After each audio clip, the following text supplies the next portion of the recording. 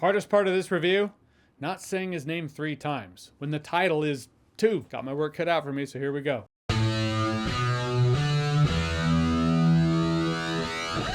So Beetlejuice Beetlejuice is the sequel to the original cult classic of half of the same name. This time around, there's been a tragedy in the Dietz family, so all the Dietzes gather in the old house. When the ghost with the most catches wind of this, he's like, legacy sequel, baby. Here we go. First of all, we'll get right to it. Michael Keaton.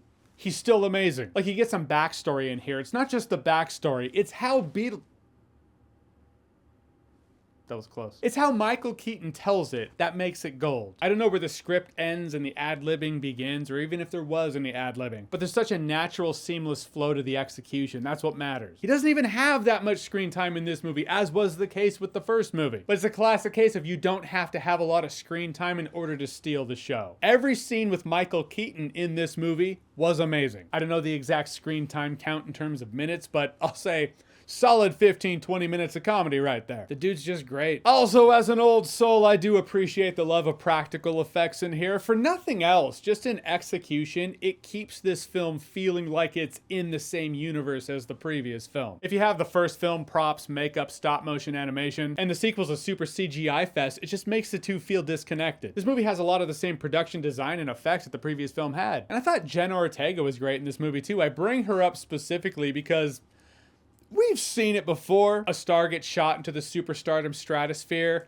and then they're just cast and everything, and you're like, but should they be? Like Chris Pratt, I maintain I love Chris Pratt, but he shouldn't voice everything. But Jenna Ortega so works in this world. She fits right in. She was in Wednesday. It looked like she would fit in, but that's another point. She doesn't just play Wednesday again. Now, if you're gonna have someone play the next generation of characters in this world, she's as solid a pick as you thought or hoped she would be. Some of the characters in the movie, not gonna lie, came across as a bit cartoony for me. Some of the characters in the first movie were eccentric, sure, but I felt it was eccentricity with a purpose, the allegory of classism going on there. Some characters in this movie were 30% more cartoony than I felt they were in the first movie. Then there's this double-edged sword concept I'm gonna run into here. Props to the film for not just basically being the first movie again. The first movie is quite literally perfect in terms of concept and how you introduce the audience to this Tim Burton afterlife world. So there's a part of me that appreciates the fact that this movie delves into more lore when it comes to,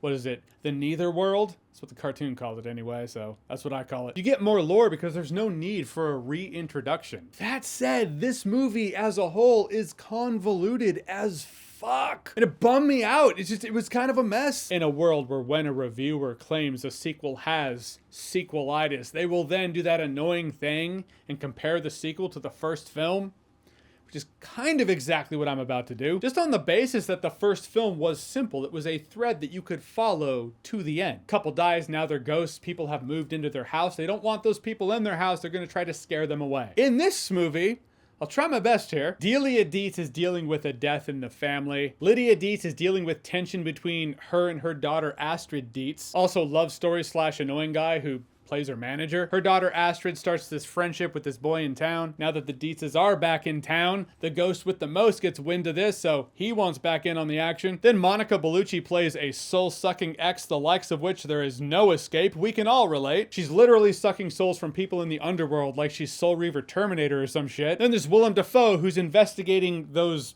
underworld murders.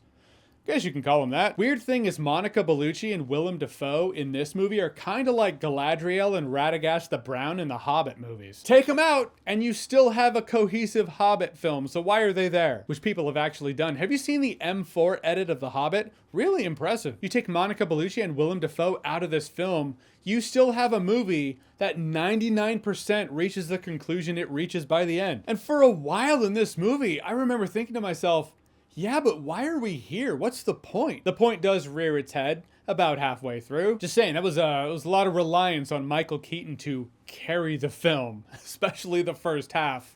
Because fuck if anyone else knew what was going on. And in the end, that's the sentiment I'm left with. Michael Keaton's amazing. Technology being what it is, all of his scenes will be on YouTube eventually. As for the rest of the movie, like if you're a fan of this world and you just want to see more content in this world, you'll probably have a fun enough time with it. Then you'll get home, pop in the first movie and realize That's really all you need. I have seen a couple of comments in the comment sections or concerns asking about my new rating I've thrown out there recently. Watch it when it comes out on streaming and whether or not that's replaced Good Time If You're Drunk. Never! Because this movie would probably be a better time. If you're drunk. Yeah, now it's a party. All right, so have you seen this? And if you haven't, are you excited? Are you pumped for it? Whatever you think, comment below, let me know. And as always, if you like what you've seen here and you want to see more, click right here to see more.